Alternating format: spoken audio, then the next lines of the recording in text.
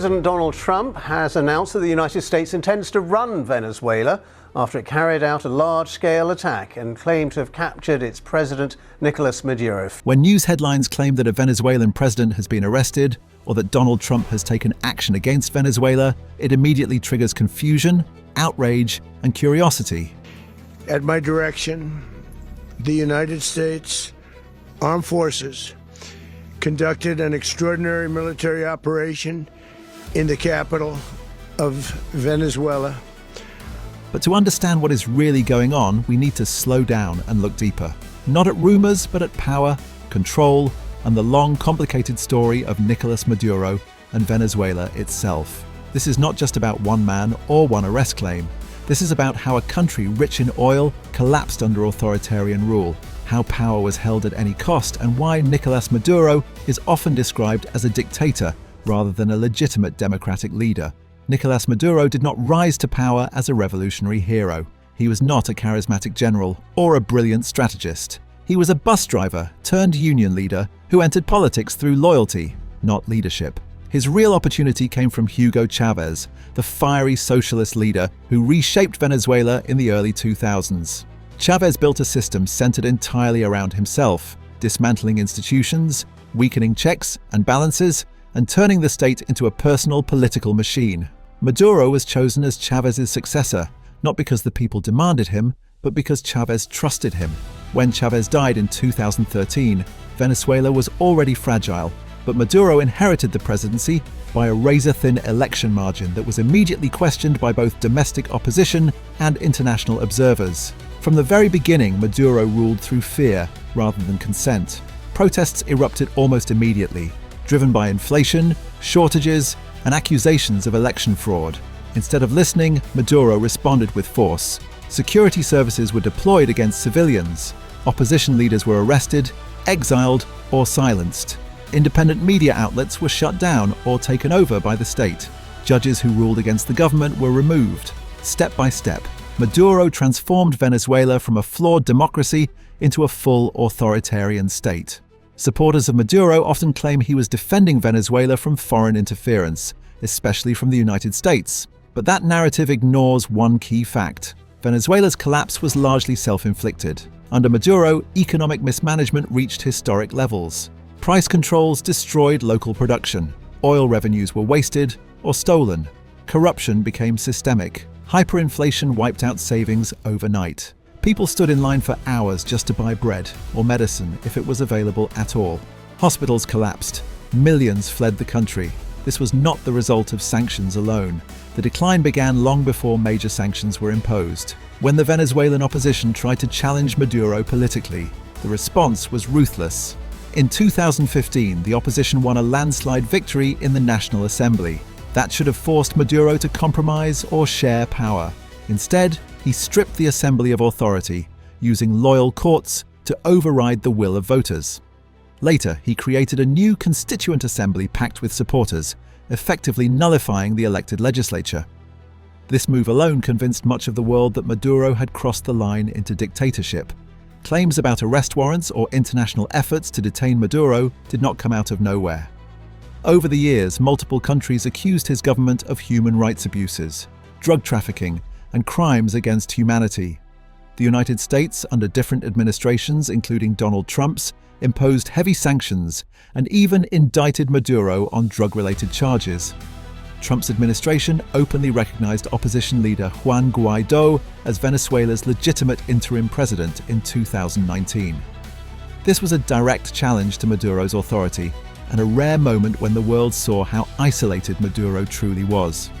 However, Maduro survived. He survived not because he was popular, but because he controlled the military, the courts, and the security forces. Power in Venezuela no longer flowed from the people. It flowed from loyalty. Generals were rewarded with businesses and protection. Officials who defected were punished. Elections continued, but they were carefully managed, with opposition candidates banned or jailed, and results questioned by international observers. In such an environment, calling Maduro a legitimate president becomes very difficult. Was Nicolás Maduro a tyrant? By most political definitions, yes. A tyrant is not simply someone who governs badly. A tyrant is someone who refuses to leave power, crushes opposition, controls institutions, and rules through fear. Maduro checks all those boxes. Protesters were killed, political prisoners filled jails, intelligence agencies tortured detainees, independent voices were erased. Even food distribution became a political weapon, used to reward supporters and punish critics. The question of whether Venezuela did the right thing by allowing Maduro to remain in power is almost meaningless because the people were never truly given a choice. Millions voted against him. Millions protested. Millions fled. A government that forces its population to escape across borders cannot claim moral legitimacy. The real tragedy is not Maduro himself, but the destruction of a nation that once had one of the highest living standards in Latin America. When people hear dramatic claims like Venezuelan president arrested Trump or Trump arrested Venezuela's president, they often miss the deeper truth. No single arrest would fix Venezuela. No single foreign leader could save it. The damage was structural, slow, and deliberate. Maduro did not accidentally become authoritarian. He chose that path every time he silenced a critic, rigged an election, or ignored suffering. If you are still watching at this point, subscribe this channel because stories like this matter more than viral headlines. They remind us how fragile democracy can be and how easily power can be abused when institutions collapse. Today, Venezuela remains trapped. Maduro still sits in the presidential palace. Opposition remains fragmented. Sanctions continue. Ordinary people struggle to survive. History will not remember Nicolás Maduro as a misunderstood leader or a victim of foreign plots. History will remember him as the man who inherited a broken system and chose to break it further, who could have stepped aside but refused, and who ruled not with vision but with force. The lesson of Venezuela is uncomfortable but important.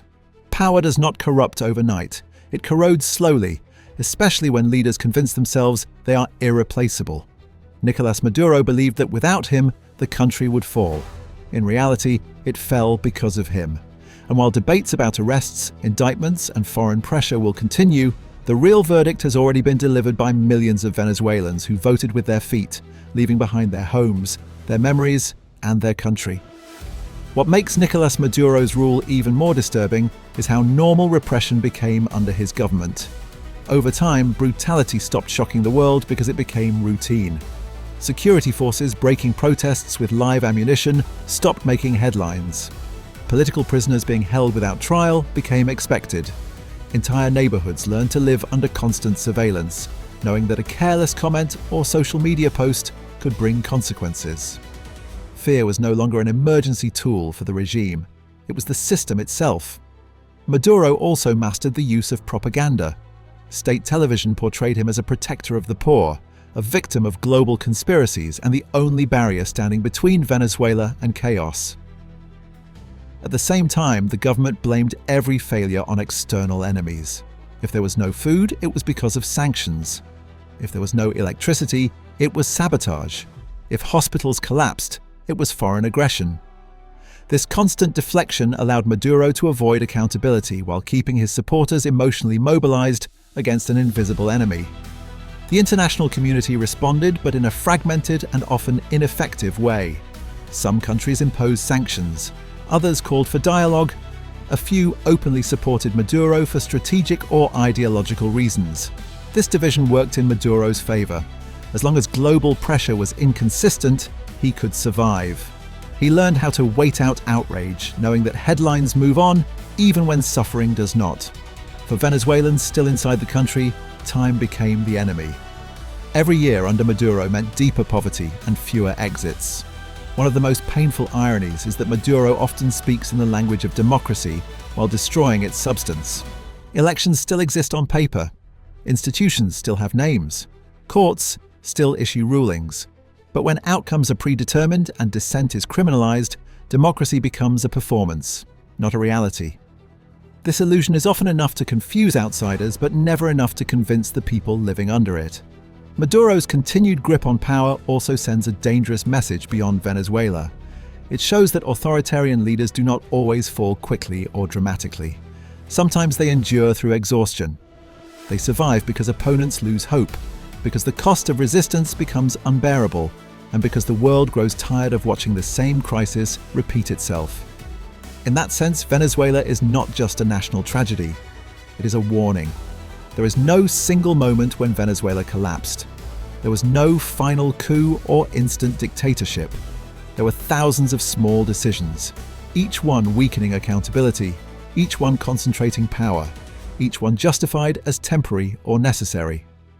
Nicolás Maduro did not seize absolute control in one night.